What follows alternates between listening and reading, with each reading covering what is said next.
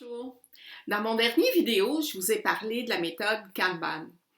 Mais saviez-vous qu'il existe une autre méthode qu'on peut combiner avec la méthode Kanban pour nous aider?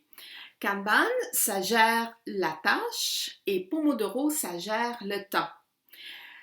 Pomodoro, ça veut dire tomate en italien et ça fait référence à une petite minuterie en forme de tomate. Donc, vous avez deviné, on va se servir d'une minuterie. On prend la tâche en cours, par exemple planifier une réunion, et on l'écrit sur une feuille. On règle la minuterie à 25 minutes et on commence à travailler. Un téléphone sonne, on s'en occupe pas. On a une idée, on l'écrit sur un papier et on revient à notre tâche. Tout à coup, dring, voilà, notre 25 minutes est fait. On met un crochet à côté de la tâche et on prend 5 minutes de pause. 5 minutes. Pas plus parce que sinon vous allez commencer autre chose. On revient à mettre une minuterie, 25 minutes et on continue à travailler. Quand on a fini 4 Pomodoro, c'est-à-dire environ 2 heures de travail, on prend une plus grande pause, 20 à 30 minutes de pause.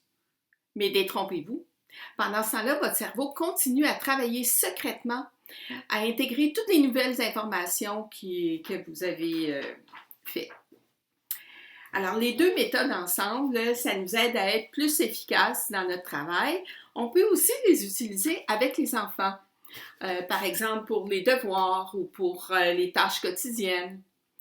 La méthode Pomodoro aussi, ça vous permet d'estimer plus facilement le temps que ça vous a pris pour faire un travail. Si vous avez mis 8 crochets à côté de la tâche, bien, ça vous dit combien de temps vous avez passé, puis c'est à vous de juger si vous en avez mis trop ou pas assez. Mais qu'est-ce qu'on peut faire pour rendre nos pauses plus bénéfiques? Ça va être le sujet d'un prochain vidéo. Je vous invite à m'écrire vos commentaires et puis prenez bien soin de vous.